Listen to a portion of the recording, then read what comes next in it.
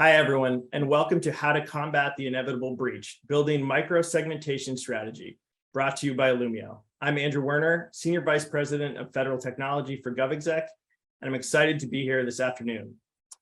The networks of today are complex combinations of cloud and on-premises resources, all being accessed by users globally from a myriad of devices. This has significantly increased organizations' attack surface and shifted this conversation around cybersecurity. Finding innovation, adaptive security measures like micro-segmentation is key to ensuring an organization's network is not only safe from bad actors, but also adheres to the new federal guidance. Today, I'm joined by a great panel to explore how micro-segmentation can establish security within a network and move an organization closer to zero trust optimization.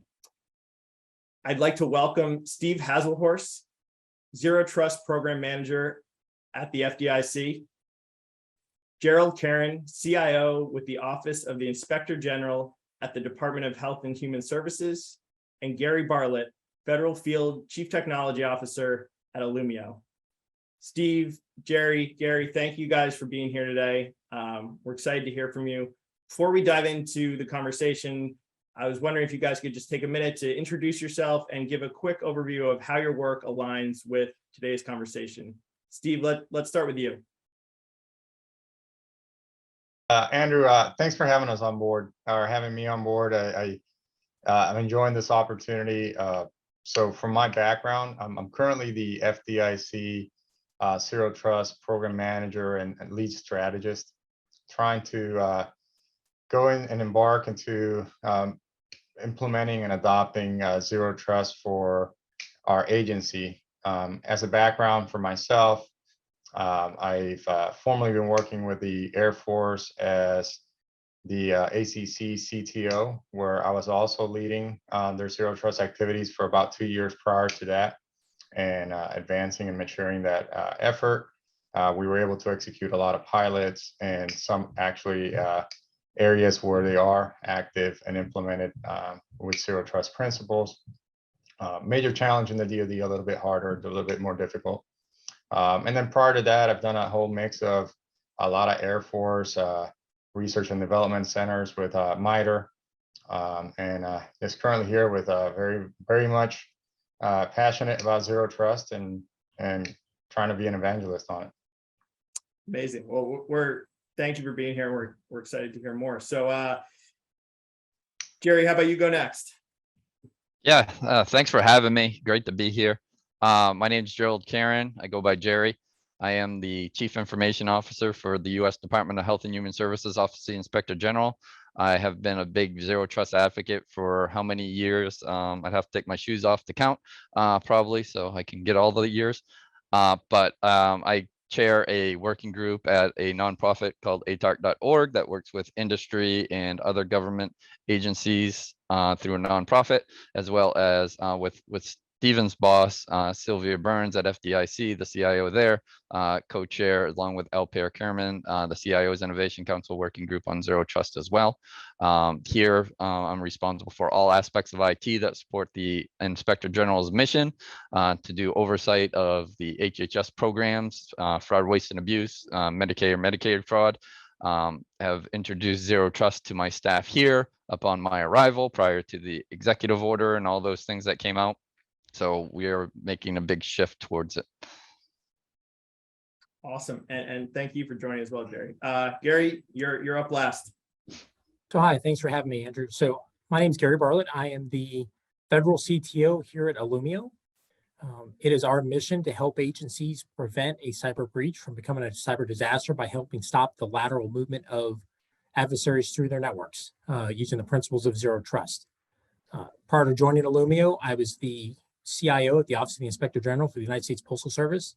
And before that, I spent 20 years as a career Air Force officer doing cyberspace operations in the United States Air Force. So I'm happy to be here and looking forward to the conversation.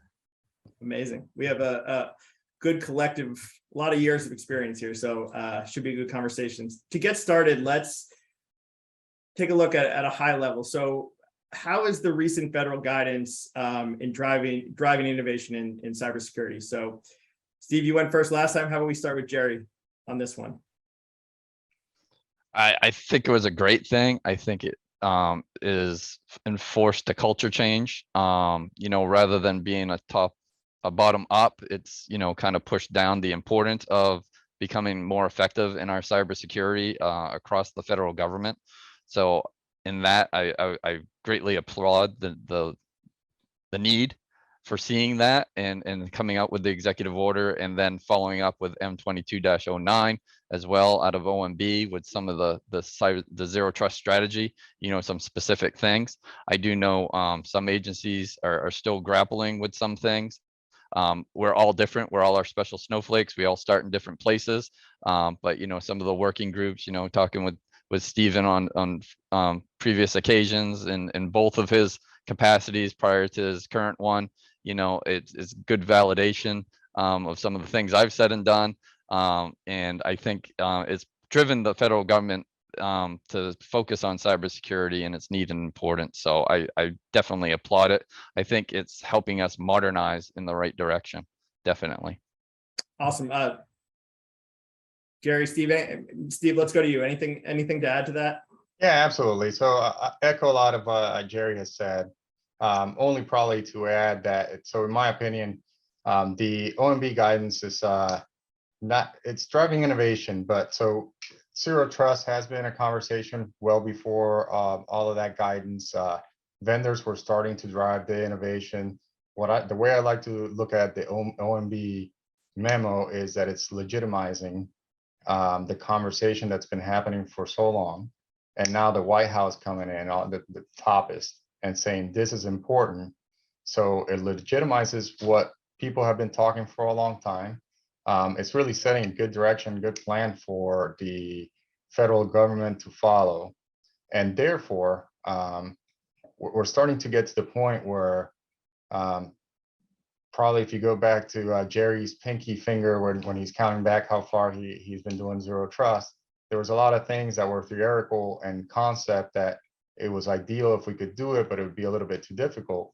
We've gotten to the point now where technology has reached to, we can make these things happen. We can accomplish what we thought was impossible back in the day. A lot of automation has been introduced to these platforms, integrations that we've been asking for. So tons of innovation that's happening, and it's really because of the demand signal from the federal government or the demand signal for industry to deliver capabilities that can actually meet those pipe dreams of 10, 12 years ago now are becoming reality. Yeah, that well said. And Gary, I want to give you a chance to add to that, but it also that leads nicely into our next question. So Gary, you can either be first for that or add some context there. We can move on to the next question. That's fine. Okay, and it ties right in. So it does narrow it down a little bit. So with the ever expanding network of users and devices, how can micro-segmentation really reduce an organization's attack surface? So I think one of the biggest things about micro-segmentation is in the past, what Steve was talking about, the complexities of trying to do this, right? There was always this desire to do it, but the ability to do it. I think micro-segmentation brings in the ability to take an enterprise and break it up into small manageable pieces.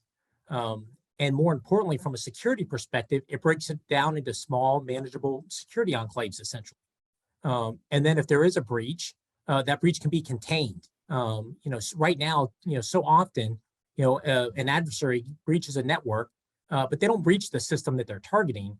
They find whatever niche in the armor that they can find, and then they start working their way through the network. With micro-segmentation, you can really lock that down, and they may get a foothold, but then they can't get off the beach, right? From using a military parlance, they may get on the beach, but they can't get off the beach. So that's I think what technology is allowing us to do now is take very complex networks, break them down into manageable, application by application, connection by connection, manageable pieces, and locking those down so that if an adversary does get a foothold, they've got nowhere to go. Absolutely, and I think it's a good point here to maybe take a minute to kind of distinguish the difference between macro segmentation or network and micro segmentation, which is host based, and maybe Gary, you can finish out your thought and give us some insight there, and then Jerry and Steve can share their thoughts on macro segmentation. Sure. So, so often in the past, segmentation has meant, trying to do it at the IP level, VLANs, using firewalls, trying to use switches and routers to try to divide up traffic. And the problem is with the complexity of today's networks and the, thousands of devices that are involved, it's almost impossible to keep up with that. And then not to mention the fact, a lot of times you just don't understand the flows enough to understand what needs to be in what VLAN, what needs to be allowed. And it just is overwhelming. When you get into micro segmentation, you can get it down to individual boxes, individual applications, and it's much more manageable because then you can have application owners making decisions about which of their devices need to talk to each other. You can have security people making those decisions. And if you use labeling, then you can do that in plain English. And you don't have to worry about trying to remember and have these huge list of IP addresses that you're trying to remember which box is which, and boxes are coming on the network, boxes are dropping off the network. So with micro segmentation, you can break that down. You can break that problem down into smaller, much more manageable pieces. And again, if you do it through labeling, you can do it basically in plain English and write English rules, and then let the technology worry about all the complexities on the back end. Steve or Jerry, any thoughts you want to add on how microsegmentation and what it can mean for your agencies and the attack surface? Absolutely. So for me, microsegmentation is one of the most important capabilities that come out of Zero Trust. There's many, but as we talk about the origin of the conversations of Zero Trust, John Kendevrack in the 2010s, right? We go back to his paper and he talks about the soft squishy center, right? The ability to, we have the outer shell, everything's hard, inside we're all soft. I do find it unfortunate that today, even some communities are not looking at microsegmentation as a critical capability. But when you go back to those days, what we were trying to solve is the acknowledgement that your internal network was wide open, your internal network was soft, and if an adversary gets into one box, he can laterally move through the environment. Macro segmentation, as Gary explained very well, right? We've been doing that forever. We've been trying to get our engineers sit down. Hey, let's create some VLANs. Let's create some groups, or put a firewall in the middle. We'll try to make it work. You might have starting ambitious objectives, but you will soon be overcome by operations and trying to maintain that model. That we end up with what we call the Swiss cheese firewalls, where you have to open a whole bunch of things. Kind of to the first question of innovation, vendors and industry have taken us now to the point where we can view the network more as a transport and agnostic, move that microsegmentation down to the edge, to the application, to the container base, and restrict that complete lateral movement and observability and the visibility that we get. When you talk to a lot of SOCs or a lot of organizations, they'll immediately admit, I'm blind to whatever happens inside of my data center laterally from one server to another server. I have no visibility. I don't see it. When you start adopting that microsegmentation at the host layer, all of that is it's like putting a flashlight in a dark room, and you can start seeing. And not only that, once you apply your profiles, you're able to very quickly detect indicators of compromise, because things that are trying to attempt to discover or move become events and become something you can investigate. Jerry, any thoughts? Man, these are two hard guys to follow up on because they take all the good talking points, man. But yeah, I mean, they both very well said it. I'll only add, I like to call it the hard outer shell and the soft GUI center, the Tootsie Roll pop of security, right? The way we do security. Or, some people call it the castle moat, whatever you want to relate to. But, one of the great things about Zero Trust, it doesn't matter who you are, insider, outsider, if you follow the principles, I'm assessing you everywhere. And now what we're doing is we're moving our security with the micro segmentation things closer to those things that we're really trying to protect. Stephen just said it, the network has usually been our security enforcement. but it's become, like you said, more of a transport. But really moving those perimeters in around those sources of data that we really want to protect by segmenting it in such a way is very important, so that we don't get that lateral movement that Gary talked about. So, yeah, I like to say, when we talk about the hard outer shell and the soft GUI center, a lot of our worst insider threats in the federal government have come from, the Edward Snowden, the Robert Hansons. They were all insiders. The person just trying to get their job done, not being malicious, but malicious people can take advantage of that. I think by doing things like micro-segmentation, and Steven said it, I think people overlook it.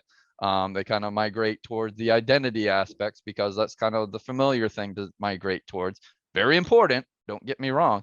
But, when I'm talking about trying to protect the thing that's ultimately important, which is my data for me, putting those segmentations and segmenting that properly so that if I get this segment, I'm not automatically getting the other one with these very historically flat networks that we have, where people can gain the persistence, move laterally, and start extracting these things. So it definitely is a game changer. I think it needs to have a little more emphasis, and I think it is utterly important in their zero trust architecture.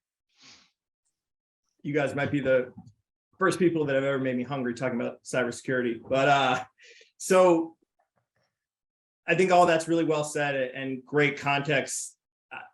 Steve, for you, I'd like to drill down a little bit in terms of adoption and what an implementation strategy looks like. I know FDIC at this point is in the experimentation phase.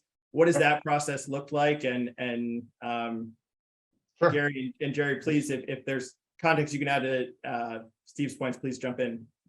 Absolutely. So, and talking to a lot of people and some of my past experience in the Air Force, right?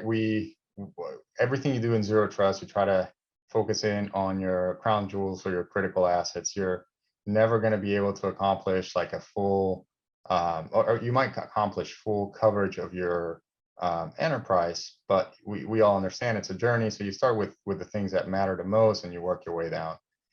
So I think on the strategy side for microsegmentation, it's an understanding of your network and understanding of your applications and your critical assets. It's important.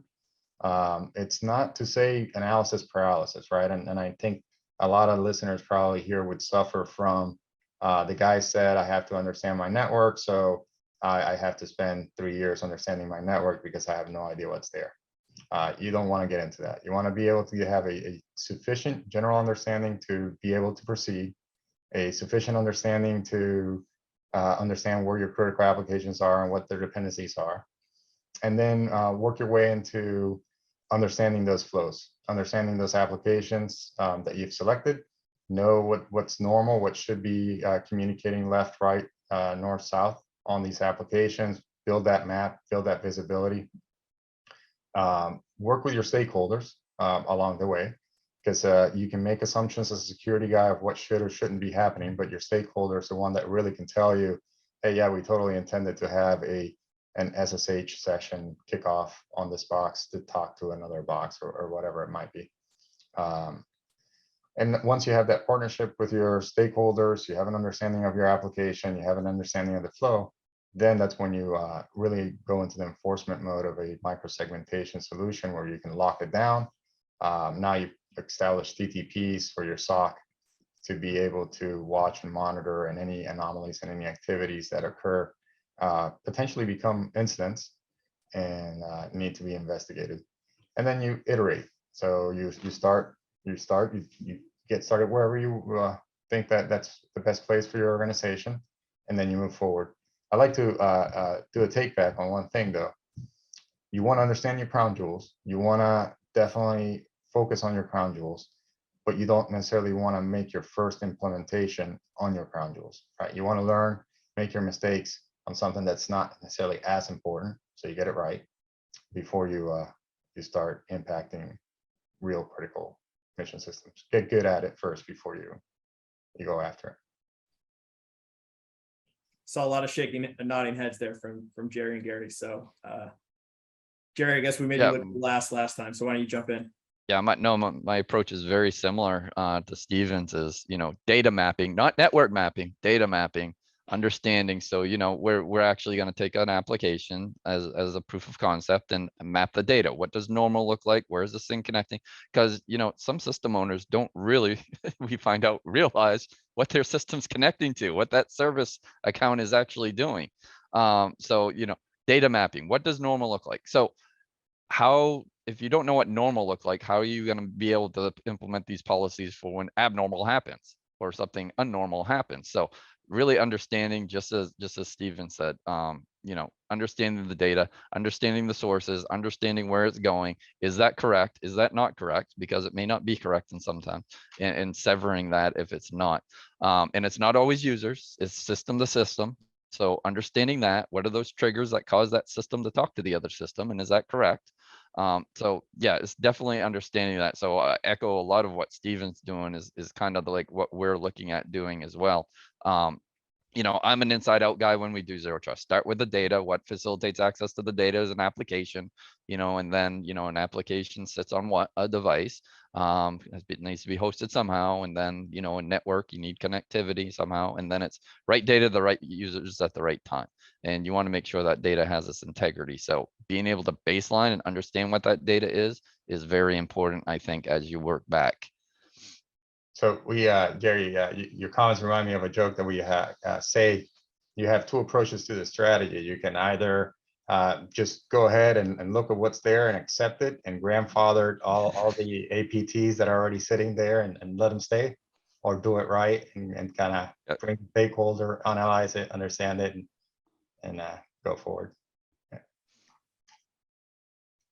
Obviously, the first approach would be the wrong approach. Gary, do you want to take the reins off that joke? Yeah. So yeah, what I was going to say is that what you just heard them talk about is exactly what's been going on in the commercial sector. The commercial sector is, pretty far ahead of the federal sector, and I think it's just been a matter of time for the federal sector to kind of get to this point where they're really starting to focus on zero trust, and starting to take advantage of the tools that are available to implement zero trust. And the way that they're describing it is exactly how commercial customers implement zero trust, right? Understand what you have. You have to start there. You have to have visibility of what you have and understand what's talking to what. And then you can start to ask the hard questions of, are these things supposed to be talking to each other, right? Should they be connected? And if yes, fine. If not, then let's turn it off and not do the mess of, we'll just grandfather everything in. I think that's just critical to understand that visibility, and so that you can understand what's flowing between what, and then ask the hard questions of the application owners. And that's where, the security people have always had a challenge, because they don't understand all the applications in an environment. It's impossible for the security people to know every application, how it's supposed to behave. That's the application owner's responsibility, right? And the developers, right? Now, sometimes they don't, right? Sometimes but at least you can put it in front of them and say, okay, let's go figure out why these two things are talking to each other on SSH. Oh yeah, no, I had a test routine turned on and I never turned it off. Okay, well, how about we turn that off? We don't need that anymore, do we? So I think that visibility is the most critical step in getting started. Jerry, anything to add? I see you shaking your head, so I'm gonna let you, whatever that thought was, let's hear it. No, he's right. I've found out in years past, the application owners or system owners, they create this system and, all right, what's the data flow? And you end up showing them after you map it, and it's like, oh, what's that? You really do got to go partner with them to understand, is that correct? Because it necessarily isn't correct just because the thing's working. So yeah, it's very important to engage with your system owners and your application owners for that purpose. I have also engaged with my user community. What data do they need? When do they need it? How do they want to access it? Or how do they want to work? Not just how do they work, how do they want to work, so we can build those requirements in. So, partnering with the user community, which has been said, as well as, partnering with the system owners, the data owners, to understand those flows. Are they correct? And validating it is pretty important step, I think, to be successful.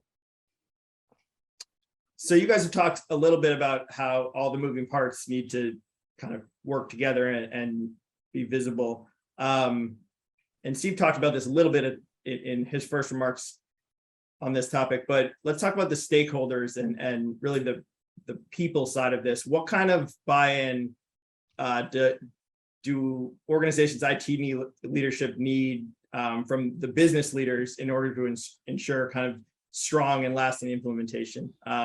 Gary, money. I see that. Well, that's what Gary's here for. So, but Gary, because you've had both the industry perspective and the public sector perspective, let's start with you, and then I think Steve and Jerry can. I know they have thoughts to add. So yeah, I think so. It's funny. Jerry made the joke, right? Money, but obviously that's for buy-in. That's critical, right? But I think getting people to understand, right? I think this whole concept of you have to assume breach, right? You have to assume that the bad guys either already in your network or they're going to get into your network.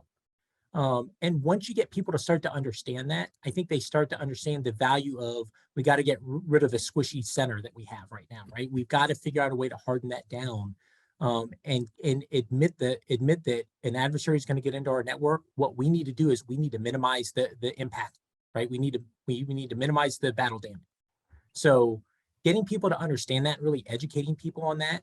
Once you get them to make that switch, once you get them to understand that this is not about building the impenetrable wall so no one ever gets in, and now it's really about defending internally and fighting that fight, literally a box at a time, right? That's what we're doing with Zero Trust. We're trying to prevent that, and we're fighting that box locally at an individual box.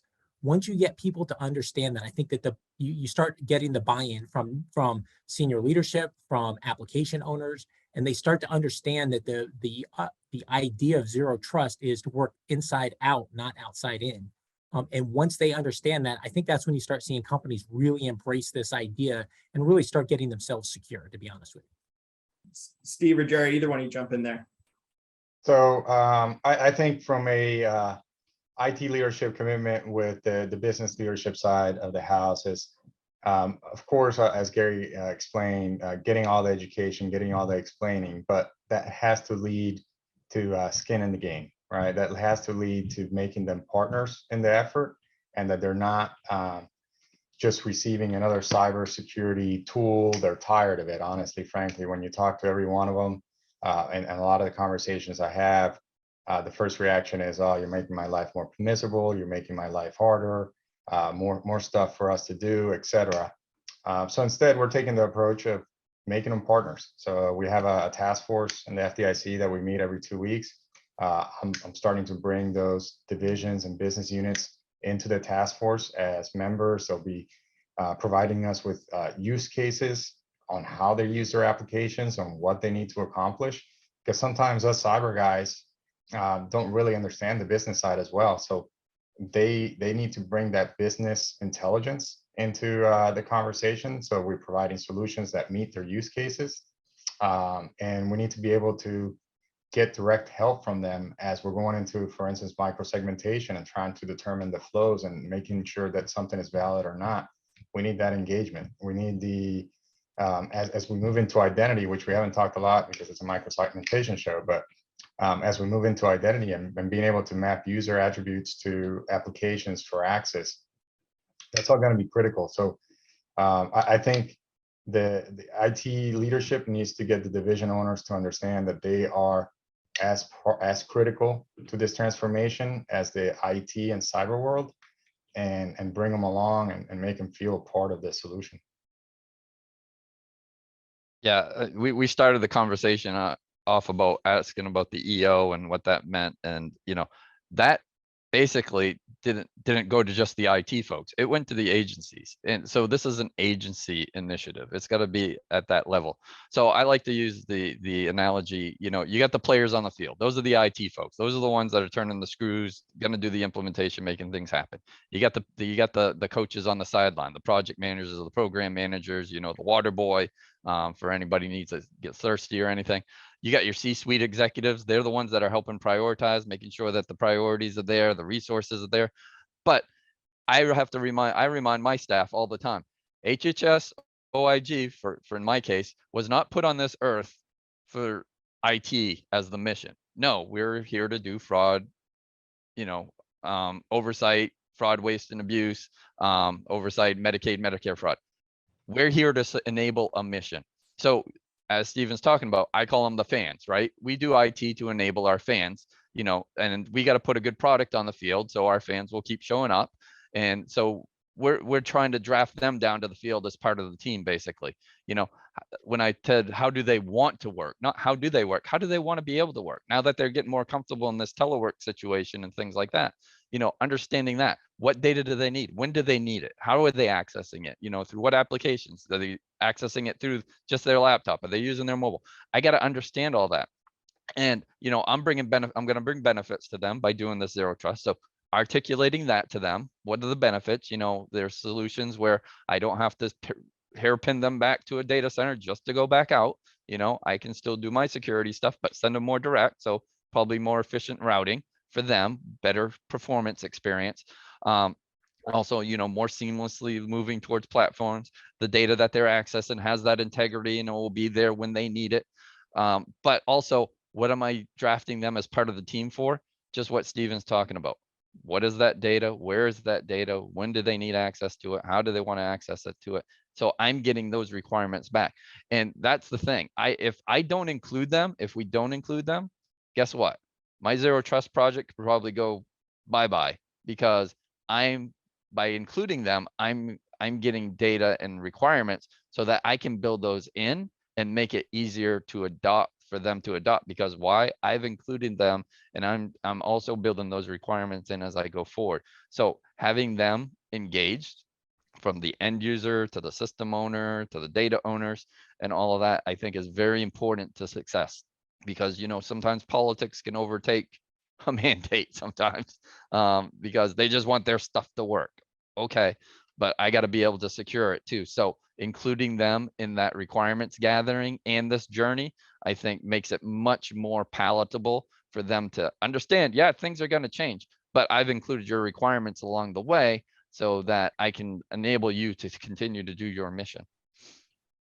Yeah, Jerry, bringing back it to mission, I think, is always critical. And I appreciate the sports analogy because it helps me follow what you guys are saying. You also called back to the EO. So we covered this a little bit, but specific to micro-segmentation, how can organizations and agencies achieve adherence to zero trust architecture with micro-segmentation?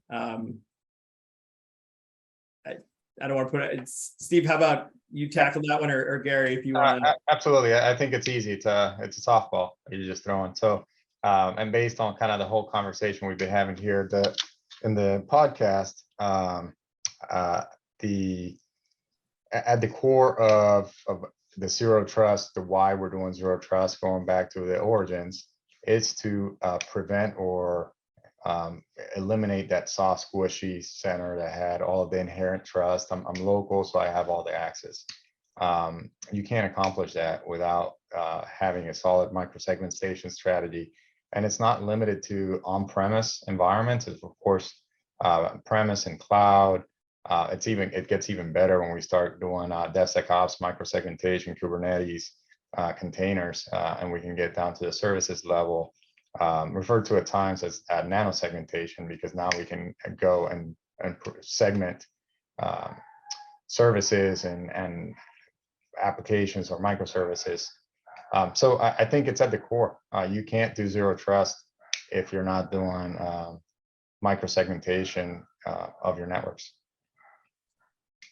Gary, anything to add, especially with the defense background, anything to add to that?